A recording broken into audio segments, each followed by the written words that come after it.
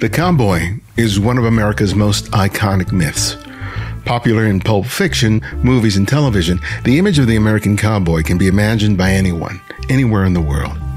The image that likely pops into your head is that of a favorite Western film actor like John Wayne, Clint Eastwood, Alan Ladd, or Gary Cooper. But as great as these actors' roles were, they reflect a narrow take on what an American cowboy was and is. Ivan McClellan's image was also shaped by pop culture.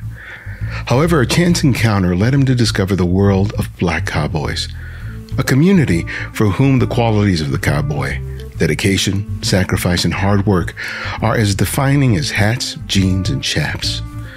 His curiosity led him to explore and document the world of the Black Rodeo, and eventually led him to become an integral part of a thriving and rich community. This is Ibarionex, and welcome back to The Candid Frame.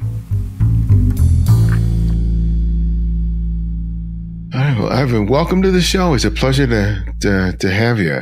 Very excited about the book, the stories, and the images.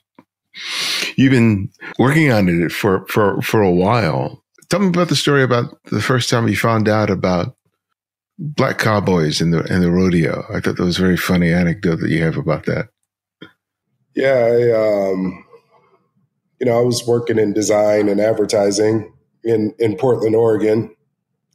I worked for a 200-person agency, and I was the only Black person there. I was in Portland. I really hadn't found the Black community here yet.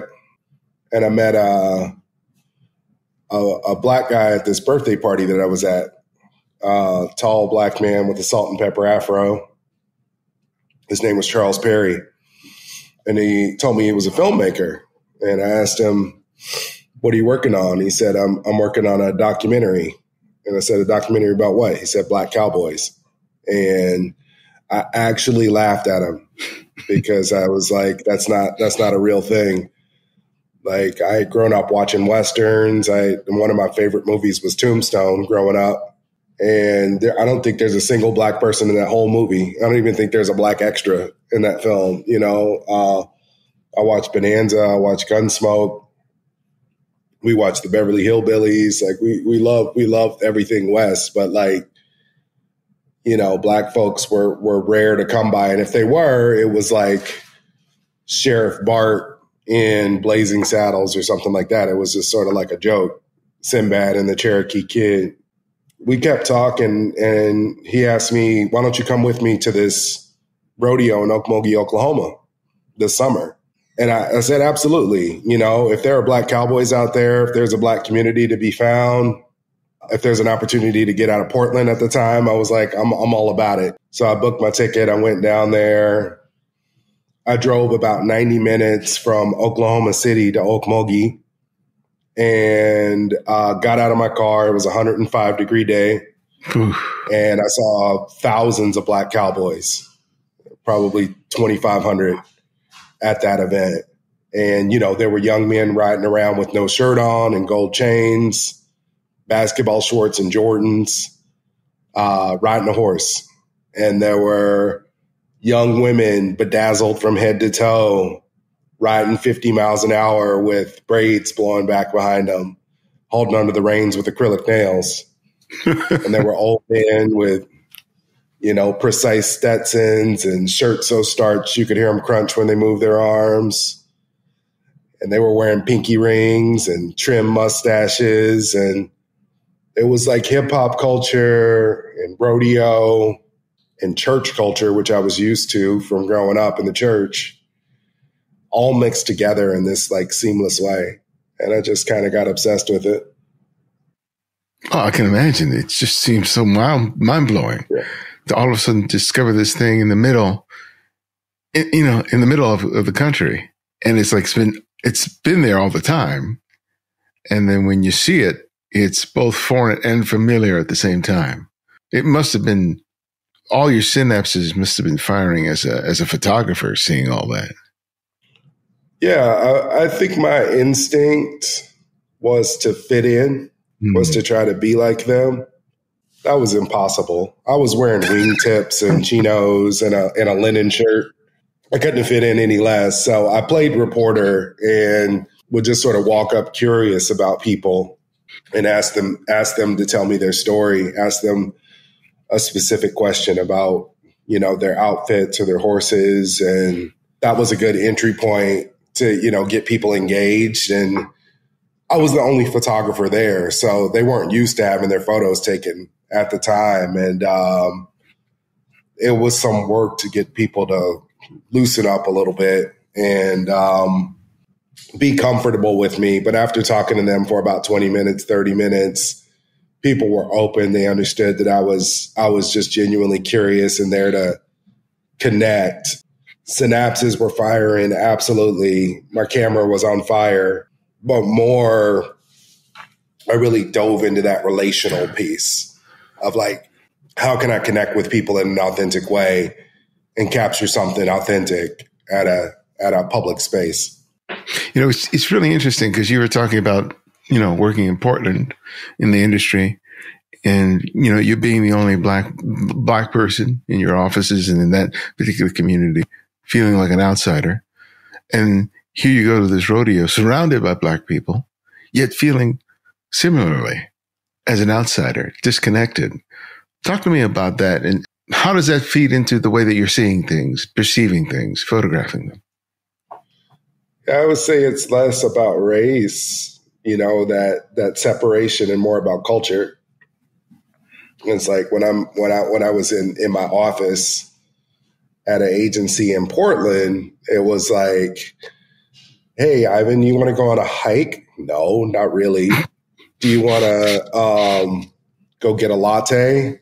Not particularly my thing. Coffee makes me jittery, and I actually don't like coffee.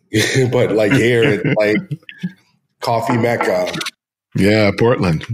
You know, the way that people dressed, people brought their dogs to work. You know, hey, this is Chansey. Chansey likes you. That's why he's sniffing your crotch, you know, and it's like, I don't like dogs. Where I grew up, people used to fight dogs. And there was a dog named Rocky that used to live chained up behind a house behind me. And Rocky would break his chain loose. And you'd hear that chain dragging on the ground. And Rocky would come up running down the block. And everybody would split. You know, everybody would climb up trees and get away from Rocky. And so it's like, your dog coming up to me at work is not giving me warm, fuzzy feelings. So I would say like that lack of acceptance came from a place of culture. I was in a different culture. And when I went to the rodeo, it was the same thing. People were wearing square toe boots. You know, I was like, man, that's weird. Like square toes, those look Frankenstein. You know, the boots are flat on the on the side, you know, like everybody's wearing square toe boots. Everybody's got on a hat that's shaped in a particular way. People are wearing, you know, pearl snap button downs, and, you know, in Oklahoma, they crease their jeans. Mm-hmm. So you wash your jeans in spray starch, and then you let them dry, and then you iron them to get like these perfect, like impermeable creases in your jeans. And like my chinos were like wrinkled. And I was just like, oh man, I don't fit in. And just like the accent, you know, I'm from Kansas City originally, but I really don't have a thick like Midwest accent. And a lot of these guys, you know, spoke country and they spoke the lingo. They say stuff like, that's rank, and rank means great, you know, and I didn't know. I was a little bit of a fish out of water, but the difference was people were really warm and open and accepting. And I was sweating. It was 105 degrees. I was sweating like I just got baptized. A man offered me a bottle of water, which I desperately needed.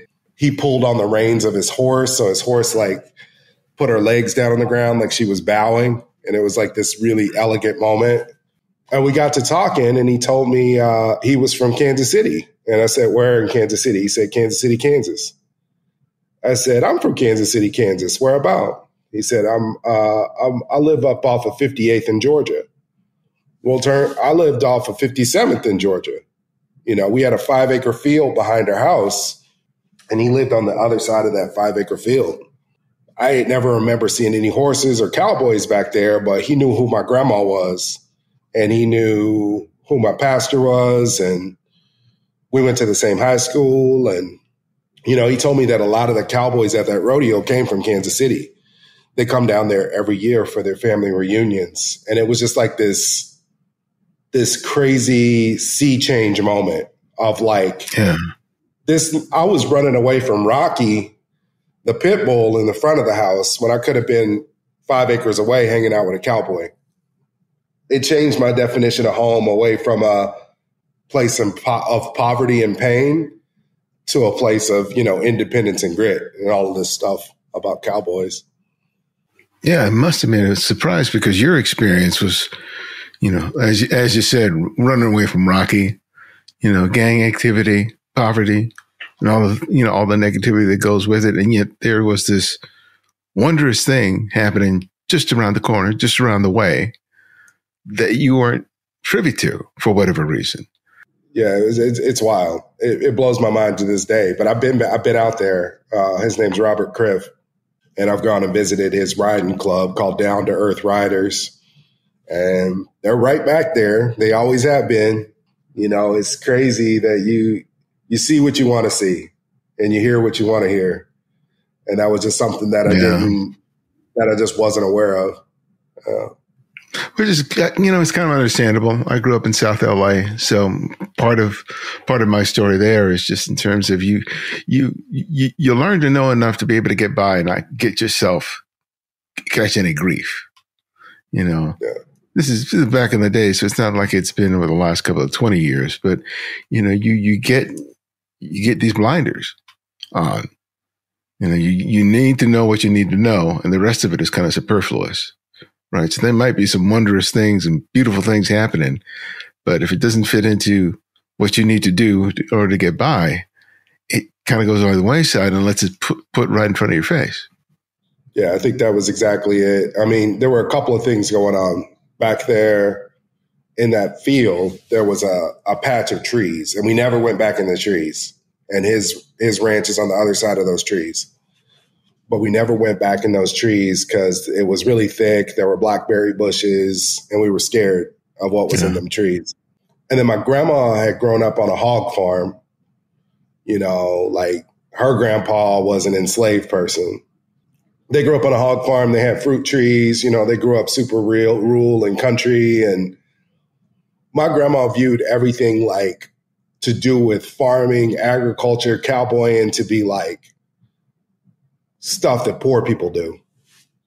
And I grew up with my grandma.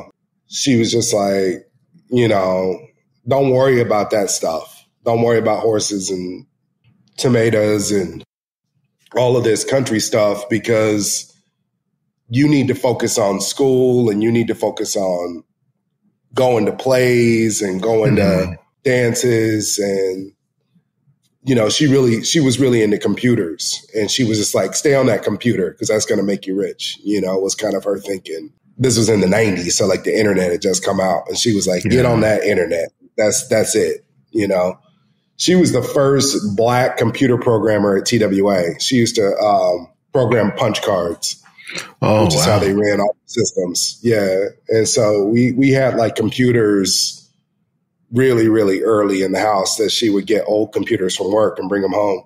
And that's where she wanted us to focus. That's what she knew would bring us success, or what she thought would bring us success. Turns out, you know, cowboying ended up being in my blood too deep. So I found it anyway. You know, even though you kind of missed out on that, you know, as a young kid, in you describing that first experience, I can see how where you came from and how you came up allowed you to recognize a lot of things photographically that another outsider would have missed. Like you're talking about the acrylic nails, you know, about the Jordans in terms of how they're ironed, you know, and little details like that come from being immersed in some aspect of the culture. Even though this was, you know, very dramatically different from what you experienced, there were things that you recognized and that you could pay attention to, so that it wasn't just a series of pictures of people, you know, performing at a rodeo or standing next to a horse. And I think that kind of, that history, that experience really helps inform the photographs and make them particularly insightful. I don't know if you were kind of aware of that at the time you started making the pictures, but because you've been working on this thing for quite a while, almost 10 years. Did you start recognizing that about your own work? Yeah, absolutely. I notice it when it's not there in other people's work, right? If you're shooting outside of your culture, there's just stuff that you don't recognize or stuff that you don't have context for.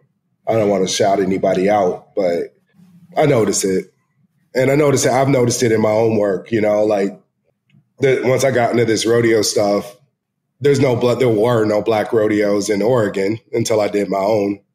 So I would go to Mexican rodeos and I would go to Indian rodeos. When I went to a Mexican charreada, I didn't know what was going on. I didn't know, people had bags of pig skins with seasoning in there, and guys were walking around with 6 or 7 Modelos, and they rode bulls different. There was a full band playing while people were riding bulls. People were dancing in the dirt. I was so overwhelmed, and people were speaking Spanish, and I don't speak Spanish, so I couldn't even really connect with people the way that I did at a rodeo. So that was I'll call myself out. Shooting outside of my culture just doesn't have that depth layer to it. Doesn't have that layer of detail and that connection. I still do it. I love it. Yeah. I love going to Mexican rodeos, but I don't share that work. I just do it for my own joy. Because when I go to a black rodeo, there's people steer wrestling in the dirt, and then there's a little girl getting her hair braided in the crowd. Mm-hmm. Her sister's braiding her hair, and she's got the comb out, and she's parting her hair and getting the kinks out. And the look on the little girl's face that's getting her hair braided is like tolerating pain. And I know that pain because I've had my hair braided. Back when I had hair, I've had my hair braided, and it hurts. But you put up with it because you're going to look fresh at the end of it, and there's just a layer of detail and attention in my own culture, particularly in Oklahoma, which is close to Kansas. When I go to Houston, it's a little bit different.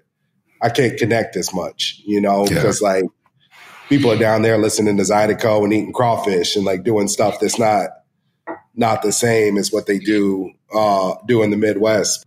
But yeah, there's a layer of connection. I heard Denzel Washington say talk about culture and film, and he said, Steven Spielberg did Schindler's List and Martin Scorsese did Goodfellas. Black directors need to do a better job of telling black stories because they know what a hot comb smells like hitting that head on a Sunday morning. Mm-hmm. You can smell it right now. And so there's just a level of attention and storytelling that I think comes from the work, and I hope people can feel it. Yeah. Well, I'll be smelling that smell a little later today when my wife is fixing her hair. She still uses a hot comb. That's good. Yeah, my sister's a hairdresser, so I talk a lot about hair, but it's what we talk about. I talk to my sister 4 times a week, and that's what we talk about, all the time. But that thing that you talk about, I see it in the work because I see a lot of work, coming through here, and because I see it, there's a difference between a photographer who's really sensitive to the culture that he's photographing, and it doesn't necessarily mean that they're part of the culture, but that they are somehow doing the extra work in order to, if not understand it, be aware of its importance. Mm-hmm. They still recognize that they're an outsider, but they gain insight either by becoming involved with the people and not simply being satisfied with just making a cursory observation of what's happening in front of them. And I think that any photographer, even if they are part of the culture, that's one of the responsibilities that they have to assume when they're photographing a community, because otherwise you just fall into the trap of cliches and risk misrepresentation. And I'm sure that you felt the onus of that responsibility, especially as you started the project and you were one of the few, if not only, photographers out there. Tell me about, feeling the pressure of that, even before you ever considered putting together the book. I didn't feel any pressure in the beginning. I feel an immense amount of pressure now, but in the beginning, I was just, I would say, a taker. I was just there to take pictures. I was going to swoop in, take some pictures, and leave and go home and post them online and have people give me 1,000 likes and then be done with it. It was kind of the thought. So I didn't feel a lot of pressure to represent or give back to the culture in any way. That first rodeo that I went to, I didn't really think that much about the fact that there weren't any other photographers there. I didn't think like, oh, I found Shangri-La. I found Oz. I'm on hollow ground. I'm welcomed into something extraordinary. I'm welcomed into something that's going to be a sea change moment in Western culture in 10 years. Like I didn't process that the first time that I went. The first time that I went, I was just in a state of joy. And though I didn't fit into the culture fully, I was in a state of belonging and a part of. They sang, lift every voice and sing. And the singer just sang it with so much sincerity that I heard it for the first time. I was just like, this is a powerful song. And like, these people are doing stuff that we were taught or that we learned, we picked up in slavery. But now they're doing it for their own enjoyment, working the land, working the animals, and for their own profit. This is incredible. I kept going back, and I really didn't do much with the work for a long time. I just kind of stored it on my computer and kept going back and shooting. And it was really my wife that was like, hey, you're going to like 10 rodeos a year. This is kind of expensive. Like, what's the move? Like, what's the plan? You should really do something with this work. It's really good. And I think you kind of need to have a game plan if you're going to continue to like invest in this. So I started an Instagram called 8 Seconds, and which is how long you have to ride a bull to get a score. A lot of folks, black and white, like started following me right away and were like, what is this? I had no idea. This is incredible. How do I go to a black rodeo? This and that. And that was when the pressure came in, was like, nobody knows about this. Nobody knows. Black folks don't know that this is a part of their culture. White folks don't know that the image of the West is just a Hollywood image and it's not accurate. And that was when I really started to focus on storytelling and being like really sincere and representing the culture accurately in everything that I did. And then later on really started to focus more on like how I could contribute and how I could get back to it. And what did you come to decide how to do that? First, it was, I noticed that a lot of there was a lot of inequities in the Western world. I would go to a white rodeo and the athletes were sponsored. They had patches on their vest. They had lots of patches on their vest, patches on their shirt. And you go to the black rodeo, nobody has any patches. And I was like, why? And they were like, well, because we're not sponsored. Nobody wants to sponsor us. The big Western brands don't want to sponsor us. Well, I was like, that's not fair. So I started I had this background in branding and marketing. And so I started reaching out to Western brands and being like, hey, let's, put some of these black athletes on. They're cool. They're talented. Like Wrangler and Stetson and Boot Barn and Area, all of you guys should be working with these folks. And that was what they did. It was 2021. Everybody was looking to tell diverse stories. And so all of these brands started working with me to diversify their content. And then the athletes were like, hey, man, that was a cool, $1,000-$2,000 payday. But like, I got horses, I got land, I got trailers, I got trucks. I need more significant sponsorship long term. That's what the white athletes are getting. So I started reaching out to the Western brands and being like, hey, look at this athlete. They're extraordinary. You should really back them for a season. And we got that done. We've gotten 4 athletes sponsored in a meaningful way by big brands, big Western brands. And I want to do a lot more.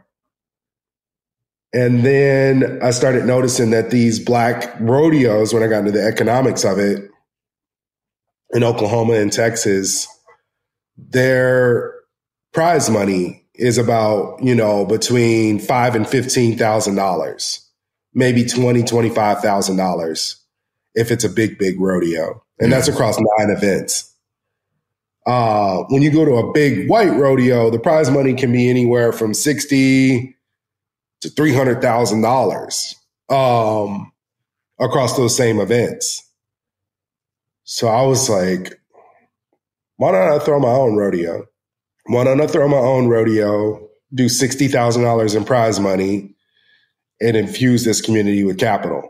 And that's what we did last year. We threw the 8 Seconds Juneteenth rodeo in Portland and gave out prize money that helped people rodeo for that season, help people get new trailers, help people get new horses, help people pay for their pro rodeo card. And that's something I'm really proud of. And, I think 8 Seconds, me, have a good reputation in this community for not just helicoptering in, taking the pictures and leaving, but leaving the culture better than I found it. Man. Yeah, your wife words in your ear, man, did a whole lot with those images that were just sitting in their hard drive for a while. Yeah, there's some old joints in the book. there's some pieces from that first rodeo in there that nobody's ever seen, and I'm really glad my wife encouraged me to get them out there. Your story is really interesting to me. You grew up in Kansas. We already talked about some of your circumstances there. And at some point, you knew you wanted to be a photographer, and you made a huge leap and left to go to New York with only like $500 in your pocket. And how you came up is just fascinating because, if just looking at the surface, there's no reason why you should have been able to achieve any of the things you achieved, right? Because you didn't have a pedigree, you didn't have a degree, you didn't come from money, you didn't come from all that other stuff. But you somehow managed to do something with what you had. Tell me about that, the decision to move to New York and how you ended up getting into the industry the way that you did. I don't know. I was in Kansas, and after as high school was winding up, I was just like, there are very few things that I can go do for a living because I was a horrible student. I didn't really technically graduate high school. I just sort of went to all of my teachers and was like, I've got greatness in me and you can't hold me back at this point. And they bought that for some reason and just passed me. So I got straight D's across the board my senior year. But my senior year, I didn't even go to class most of the time. I had a full-time job. I was doing plays. I did some acting.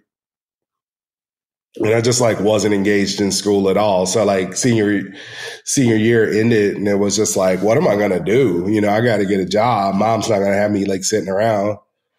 And it was just I could go be a pastor at my uncle's church. Or I can go work at the UPS factory in a 120-degree truck. Or I can go maybe work at the Ford plant. But I knew I wanted to be a creative. I knew I wanted to, all the men around me growing up were photographers. All my mom's friends were photographers. My uncle was a photographer.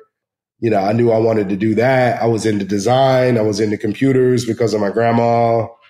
And I was into theater. So I was just I got to get out of here. And so I was working at Blockbuster Video, making $6 an hour. So like saving $500 was pretty tough, especially since I was paying for my own gas and my own food.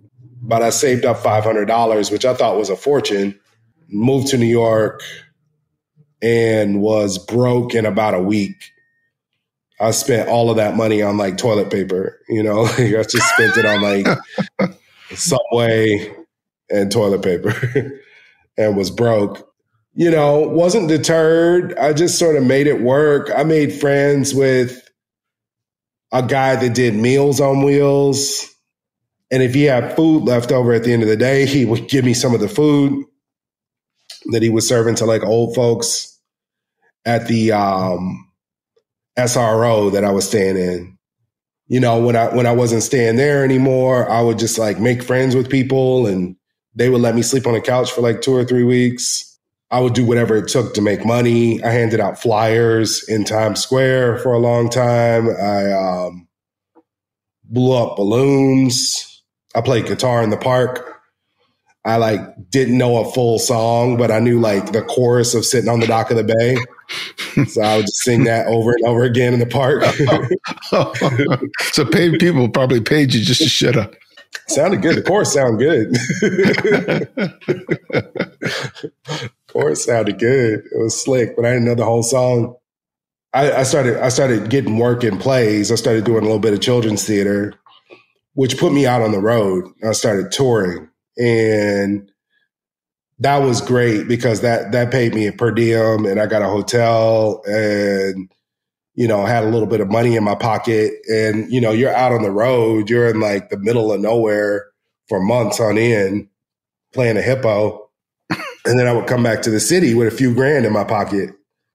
I did that long enough that I had a pretty good nest egg, you know, like $12,000 in my pocket, in my bank account.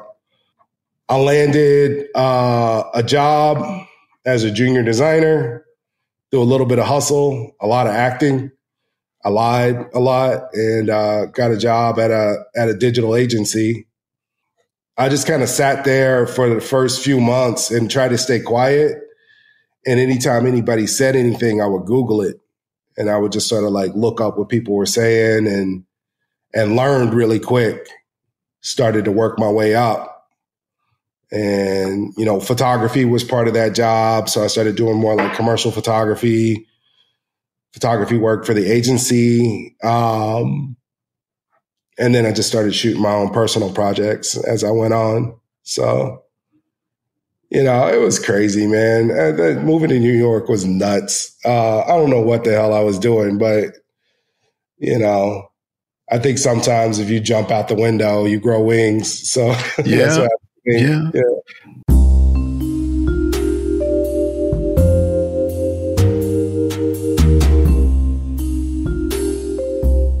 Of all the places I have visited and led photography workshops, Japan was something special. It was a transformative experience that changed how I see travel and use photography to document an experience. I have been so eager to return there since 2019, and I want to offer you the opportunity to share this December in Tokyo with me. What makes this experience unique is that it's being hosted by Japanese photographer George Nabechi, who has helped create unique personal experiences revolving food, culture, and personal interactions with people who live and work in this amazing country. The title of this workshop is Embracing the Moments, because it's more than just about making photographs. It's about immersing yourself in an experience and allowing those pleasures and those feelings to shape how you see and remember a special time in your life that you'll be sharing with others. Visit nobechicreative.com for more details, including how to make scheduling and payment arrangements. If you have specific questions, email info@nobechicreative.com.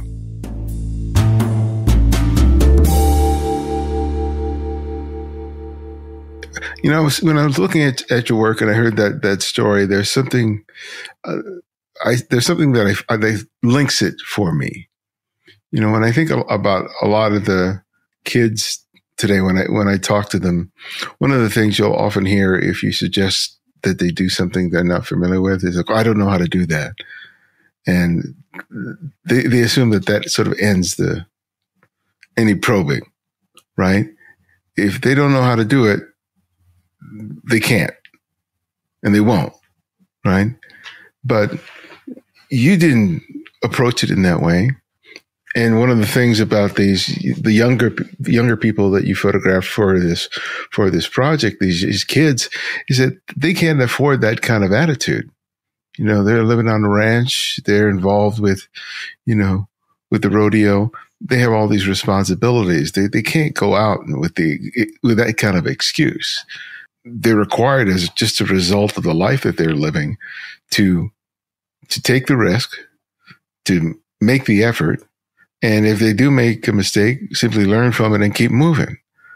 Your story in terms of you making your way into New York with little to no money at the beginning and little to no experience, yet still making a way, would have been completely stopped if you had that attitude is like, well, I've never done it before, so I can't. But do you attribute that kind of tenacity to? It's a lot of it's my mom. She would be like, she'd kick open the bedroom door and be like, why are you still asleep? I was like, I'm sleepy. And she's like, you need to breathe the breath of a dying wolf and get up and go make the day happen. She's like, my mom's like intense. My mom is super intense. And she lives her life on 10 all day. And her dreams didn't come true for her in a lot of different ways because she had kids. She had 2 kids by the time she was 19.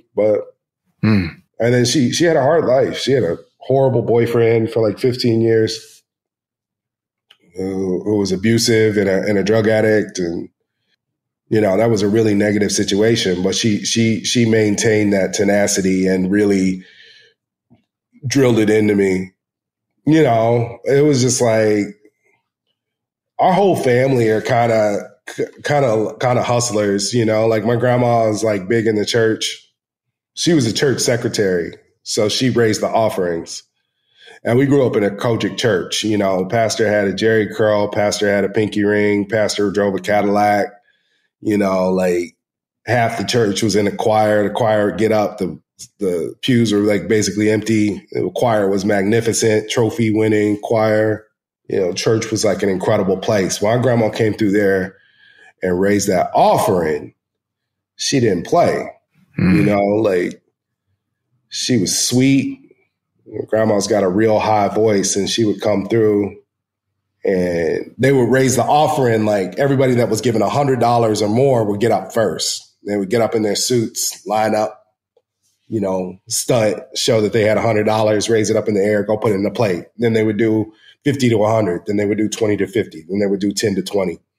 Then they would do 5. And then they would do 5 and under. And if you didn't have any money, you would line up and you would go tap the plate. You would just go tap the plate, go get a mustard seed offering. Then my grandma would count up all the money real quick. Pop, pop, pop, pop, pop, pop. It looks like we $1,000 short. It looks like we $1,000 short. So what we need, don't stand up from your chair. Just stand up and raise your money and I'll come get it. People would raise their money. She would go get the money. Meanwhile, my grandma would pay her tithes and offering, and we didn't have gas in the car. We didn't have any gas in the car. We had to drive about 20 miles home from church. And so my grandma would be like, God listens to kids, so y'all get up front here with me and pray on the dashboard that we don't run out of gas. Mm-hmm. And we would get home. So it's like between my mom and my grandma and, the people that were around us, it was just like, get it, get it no matter what,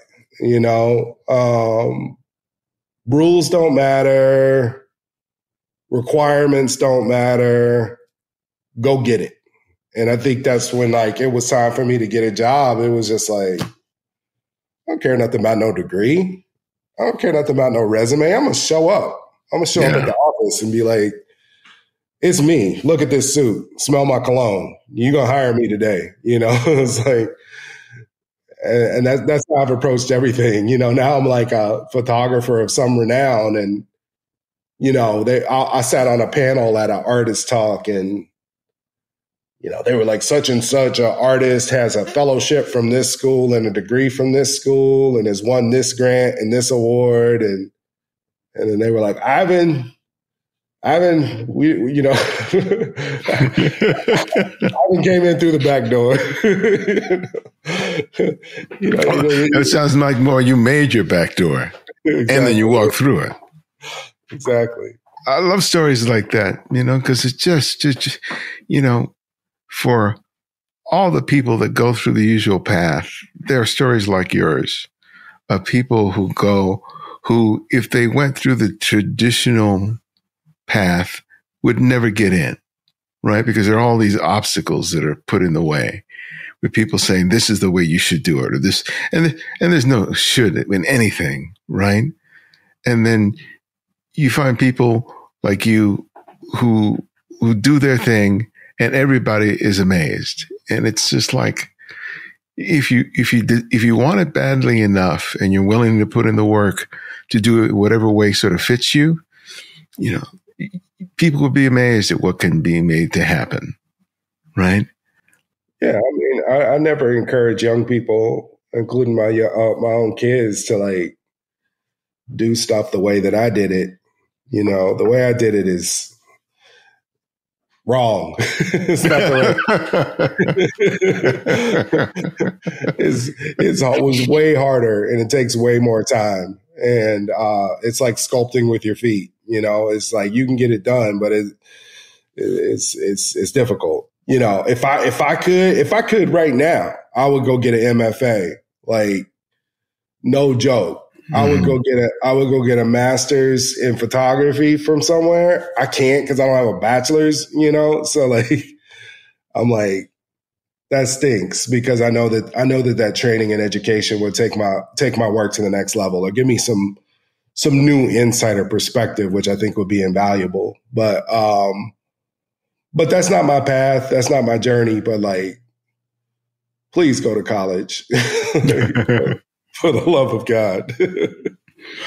But, as you said earlier, as you start moving up, it becomes, you experience more cultural isolation as you're sort of moving up. So yeah, you can do all the work and you can have all this determination, but that has its price too, in terms of that. So talk to me a little bit about how you kind of, dealt with that in that professional world that you were in. Yeah, you were achieving success both financially and in terms of recognition, but that price can be a difficult one to have to live with.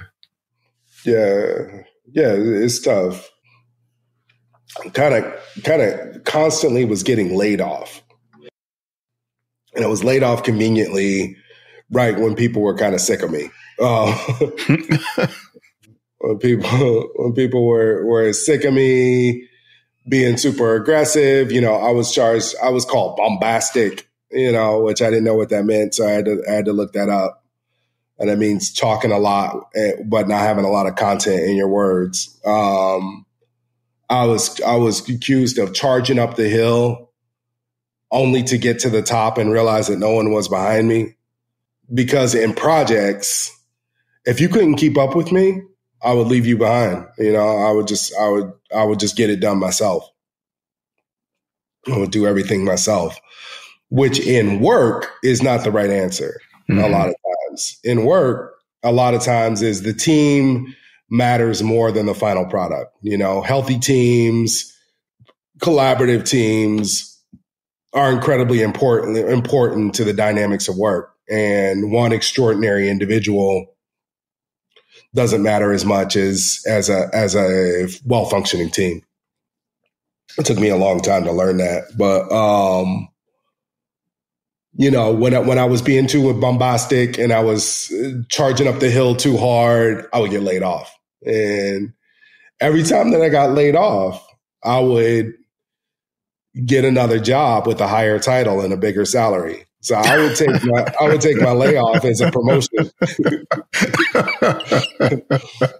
every single time. I mean, I did that like 6 times until I got a job as a creative director. You know, I got sick of just that turmoil and that churn and that critique of myself, of my person. You know, like a lot of these things are like core to who I am, core to how I function, core to how I was raised. You know, and in work, it was like, you're a problem. That got exhausting, and that really became super toxic. And it got to the point when I had my last job in agency, I was kind of traumatized. Mm-hmm. You know, I had really gone through a lot, and had a bad case of imposter syndrome. I felt like I didn't belong in the rooms that I was in, that I was going to be thrown out and have to move back to Kansas. And that just didn't work. My last job, I got laid off. I got laid off in February of 2020. They laid off the entire design team because things weren't going well. They laid off the entire design team. So I didn't take that as personal as when I got laid off by myself a lot of times. But they laid off the entire design team. And then March, the pandemic hit. You know, I couldn't get a job if I wanted to. Like, everything was shut down. Like, nobody was hiring.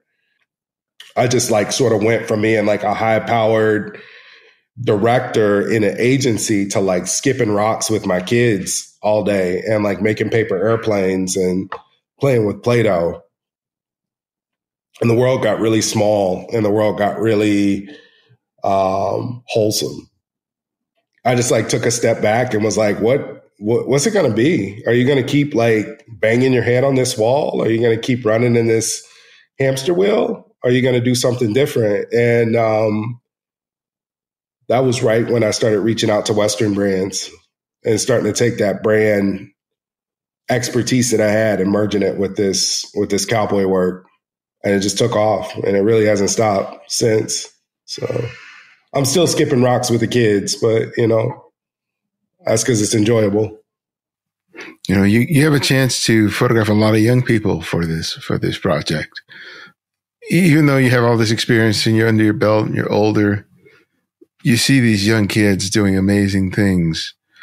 What do you appreciate that you've learned from them as a result of this project that you feel has changed you? Yeah, I really focus a lot on youth in the work because like cowboy culture, ranching, farming in America are in decline. Less people are doing these activities every day. And I want the work to show that in the Black community it's thriving, and the next generation is coming, and they're going to save agriculture. You know, they're going to save our ass. They're going to feed America. So, you know, some old timers appear in the work, but most of the people are pretty young. And that's because they just have this exciting, new, replenishing energy that I really appreciate. I remember there's a cowgirl named Courtney Solomon who appears in the book several times. And she and her mom, Kenesha Jackson, lived down in Hempstead, Texas. Courtney is a 4th generation cowgirl. Her mom is a barrel racer. Courtney's a barrel racer. Her mom, Stephanie Haynes, is a barrel racer, and her great grandma was a horsewoman as well. Her grandfather, Cedric Hayes, is a cowboy. Her dad, Corey Solomon, is one of the best calf ropers on the planet, Black or white. He's constantly in the top 10 calf ropers on the pro rodeo circuit. So I went and met Courtney down at her house in Hempstead. And they live in like this double wide trailer. And then they have these horse stalls that they built on the side. And across the street is an arena, a dirt arena where they go and practice barrels. So we're practicing barrels. Courtney gets, you know, her horse mounted up and she starts racing around the barrels like super fast. She's 11 and she's just like blazing around these barrels in a cloverleaf pattern, you know, going around, kind of showing me what she can do when I'm taking pictures. And she's like, you can't get a picture of what I'm doing from there. And I said, why? And she's like, because I'm moving too fast. She's like, you got to sit right there by that second barrel because I go all the way around that thing in a circle. And so you can catch me going in a circle, but you can't catch me going forward or backward because I'm too fast. She was right. She taught me how to shoot barrel racing. And I was like, wow, that's incredible. And then I said, man, Courtney, you sure are fast on that horse. She said, fast don't matter. Smooth matters. And I saw her when she go around the barrel, she would sort of slide around the barrel and then speed up and then slide around the next barrel. And then she is one of the first photos in the book. She said, come over here, Mr. Ivan. I want you to get a picture of me in front of this bush. And there's this white floral bush behind her. And she has on her hat and she smiles and goes, okay, take the picture. And I put up my camera. She said, wait. She took her hat off and has it hanging around her back. And then she looks at me stone faced. She's like, that's the picture. And she takes the picture. I've sold that picture to museums. I've sold that picture to galleries and private collectors. It's in the book. Like, she curated it. That photo was curated, creative directed by an 11-year-old. And it is cold-blooded. It's a really great photo. So, I learned a lot from the youth doing this work. They, like you were talking about, don't have the same options that I think a lot of folks in urban areas have. And they've kind of got to make it happen. Mm-hmm. No matter what, there's not the option to quit. A lot of times there's not an option to do anything but cowboy.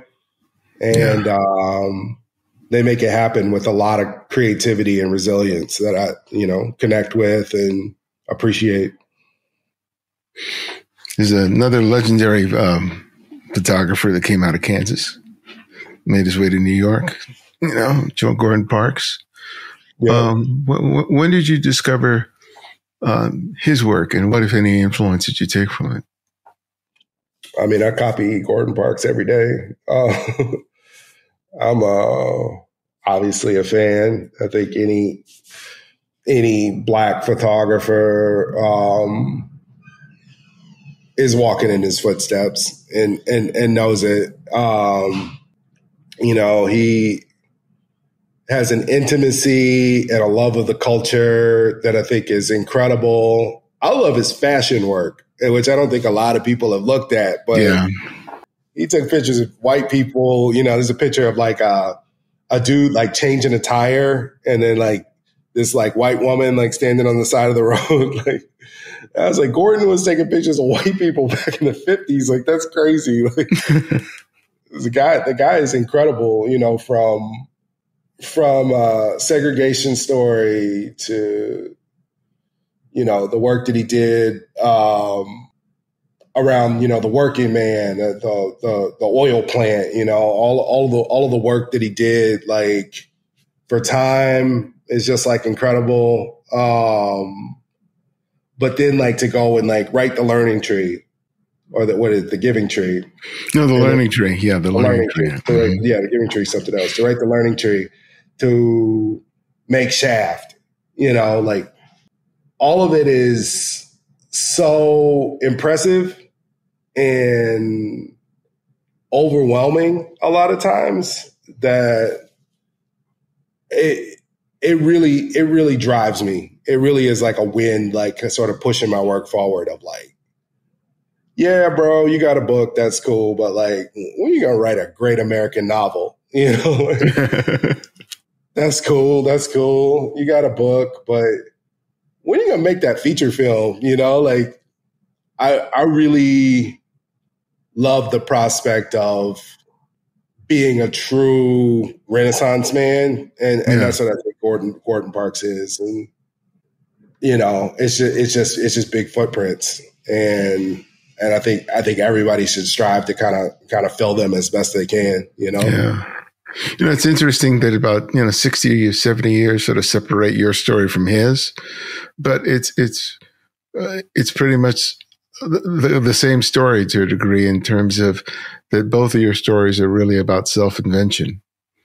That it's not about getting a degree, getting an apprenticeship or doing any of that stuff. It was like each of you made their career largely on their own self-will, tenacity, and determination. I don't know if there's something in that Kansas City water or not. But I recognize that similarity between your two narratives, and yours is not even close to done yet.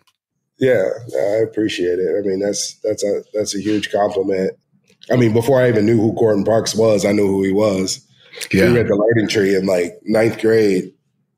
And I even remember back then, like, what am I reading? Like, this is crazy. Why do I relate to this so much? Why am I connecting with this text in this way? Even in freshman year. Mm-hmm.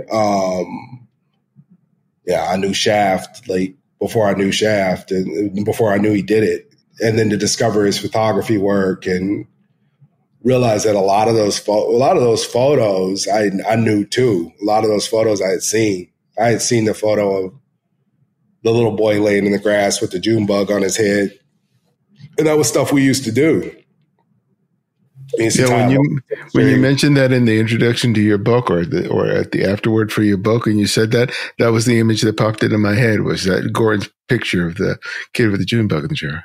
Yeah. We used to do stuff like that. We tie bugs to strings and chase each other around with them. And a lot of those photos are just like so true and so honest. And it's just like, how the hell did someone like let you get that close to them, to capture them? And, if I could go back in time and like sit down for an hour with anybody, I think it'd be Gordon Parks. Just to figure out like, what was his energy like? How did he walk around? How did he interact with people? Was he a calm energy or a big charismatic energy? Or I had a chance to meet him when I was in college. Did? Oh, you can tell me. Yeah, it was very calm. Mm-hmm. Very calm. I mean, he was older, but I suspect he was pretty much the same the entire time. He just seemed very comfortable in himself. I just went to his apartment, which was overlooking the United Nations building. And he was working on one of, I think, his third biography. So he had the galley and, the photographs he was considering for the book in there. And then he had all the stuff of his life all around the apartment. And I kind of knew the story about a bunch of things because I'd read the two previous books and, took in everything that I could. But he was just incredibly relaxed. And I imagine that as a photographer, that he was pretty much the same way. I couldn't imagine him being different when he was working than he was when he was just with me, just sitting there talking. It's not something you can learn. I think that it has to be something inherent to you to be able to, even if you have your own insecurity or anxiety, that you can find a way to be comfortable enough with yourself that other people can be comfortable with you. And I see that in your work. So you can tell me if I'm wrong or not, but you can't play act that way in people's lives. And your photos reveal a sense of intimacy to them as well. So is that true? Yeah, no, I do a lot of work before I show up to shoot somebody, especially with these cowboys. I shoot other stuff, but with these cowboys, they live on the land, they live outside. Mm-hmm. And they ride horses. I don't know if you've ever been on a horse, but you got to have your energy right. If you're on a horse, because they can pick up on micro shifts in your mood. If you're anxious and you're hyped up, the horse can sense that. And so these cowboys are really, really energetic. They're really, really in tune. And if I show up with crazy manic energy and I'm not right, they pick up on that right away and they really don't want anything to do with me. You know, it's a thing of like, if their horse don't like you, then they don't like you. Yeah. So, if their dog don't like you, they don't like you because they feel like there's something wrong with you. So I spend a lot of time when I'm not working, you know, doing therapy and, you know, trying to meditate. I'm not good at it. You know, just like being really introspective and realizing where I'm at any given moment. And I pray a lot. And when I show up, I try to show up and be completely present and completely curious about the people that I'm shooting. If I'm not quite there, sometimes I fail. Sometimes I'm not there. Sometimes shit's going on and I'm just not ready. And I show up and I'm honest about it. Hey, I got pulled over on the way out here, or I got in a fight with my wife, or, you know, something's going on. Yeah. And I'm transparent about it so they can have some context behind the energy that I'm bringing. And when I'm like that, I leave the camera in the car. And I just show up and we just like chat and get on the level until I calm down and they calm down. And that might take a few hours and then I go get the camera. But if I'm not right, if I'm not like present and mindful, there's no point in taking pictures because you're gonna see that disconnect in the frames. So centering and connection are really, really critical to getting the work. Yeah. I mean, I've got a photo in the book, and it's of a young lady named Milan. And she's just like sitting on her horse, and she's got her hands low on the reins, and she's got her purse slung around her shoulder. And she's just like sort of looking at me really pleasant. I took a frame before that one where she's clutching her purse. She's got her reins pulled back, and she's looking at me like, who the hell are you? And the reason why was because I was taking her photo before I had spoken to her. And it was nighttime. And she caught me taking her photo, and she was just really like, oh, what's happening? And I was like, I shouldn't have done that. I was being sneaky. Yeah. And I got caught. So I like backed out. And I put my camera down and I spoke to her. And I said, what's your name? She said, my name's Milan. I said, Milan? Like, that's a beautiful name. That is a crazy name. And we just started talking about her name and about her horse. And then I picked the camera back up and took another frame of her, and she calmed down. And she took her hand off her purse and she put her reins down, and it's just like a lovely photo. Oh yeah. And the next day of the rodeo, she showed up and asked me to take her picture again. She had her friend with her. And so that was just like a pure energy transfer. The first time I had creepy sniper energy. The second time I had human energy. Yeah. But it's just a testament that it's not about the camera. It's never about the camera. No. You know, it's all about you and the moment. Yeah. I get some young photographer on Instagram asking me like once a week, like, what lens did you use to take this photo? And I'm just like, it couldn't matter less. That is a complete wrong question. Yeah. But please don't invest in equipment. Invest in yourself. Yeah. Yeah. Spend money going somewhere rather than buying another piece of equipment that you're going to stop using after 3 months. Believe me, I speak from experience. Oh, me too. Yeah. There was a time where I kept chasing equipment down, and then my wife like wouldn't let me buy any more equipment, so I just started using the same camera for like 5 years. Hey, there's an advantage to that, man. Using a camera for years rather than upgrading every time there's a new one. Exactly. Well, we could talk about that for an hour. Yeah. Well, my last question that I ask each guest is I ask them to recommend another photographer for our listeners to discover and explore. And it can be anyone, someone you've long admired or someone you've recently discovered. So who would that one photographer be and why? I mean, the first person that popped into my mind, is Raheem Fortune. Incredible photographer.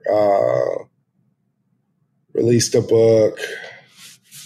I can't remember the name right now. Well, anyway, it's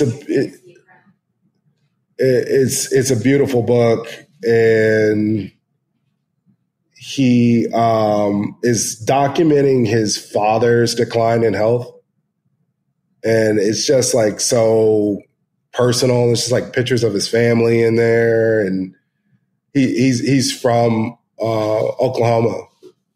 Is how I got into it. And the book's called I Can't Stand to See You Cry. And just the presentation of the book, the cover is like two people embraced from behind. The binding is gold embossed, and just the narrative story on the book is so strong and so personal and subtle. And then he does like beautiful commercial work, and he's just like an all around incredible guy. He's way younger than me. I'm a little jealous of him, but yeah, Raheem Fortune. Well, thank you for that, brother. And thank you for your time and sharing your work with me. It was real pleasure. Yeah, for sure. This is a great conversation. Thanks so much for your time.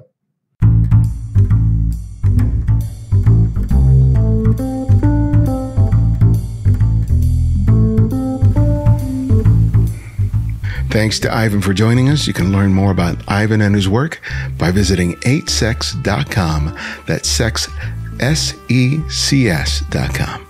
And if you're a fan of our work, you can write reviews on whatever service you use to listen to podcasts and share a favorite episode on social networks, be it X, formerly Twitter, Facebook, or Instagram. Remember to use the hashtag #TheCandidFrame.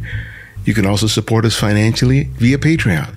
And if you want to make a one-time donation to the show, you can do so by visiting buymeacoffee.com/TheCandidFrame. We've relaunched our newsletter using Substack. Sign up today and receive regular updates on all things related to TCF. And if you can't find every episode of the show on whatever service you use to listen to podcasts, download the Candid Frame app for Apple iOS and Android. And because of your generosity, it's free to download and use. No additional purchases are required. The Candid Frame's audio engineer is Martin Taylor, who you can find at theothermartintaylor.com. The show's senior producer is Cynthia Parker. And this is Ibarionex, and this is The Candid Frame.